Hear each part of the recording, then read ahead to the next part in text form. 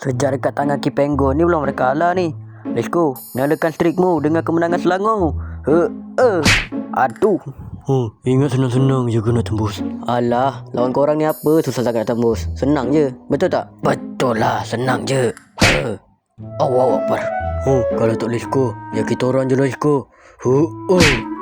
Alamak, sejak bila ada keeper kat situ?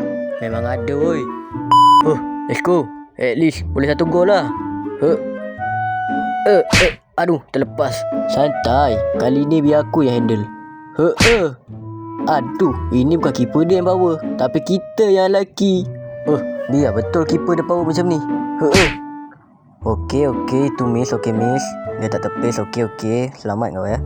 Tengok betul-betul weh. Takut nanti dia tabur garam pula kat tiang gol tu. Okey, let's go. Kita buktikan keeper ni tabur garam ke tak. Aduh, salah shoot. Santai weh. Woi, tabur garam woi. Bapak main tabur garam tak aci gila. Uish, boleh ni. Akhirnya. Let's go. Bola juga tu keeper makan tu. Let's go. Nak tanya sikit Sumida. Tanya apa tu coach? Kalah tu apa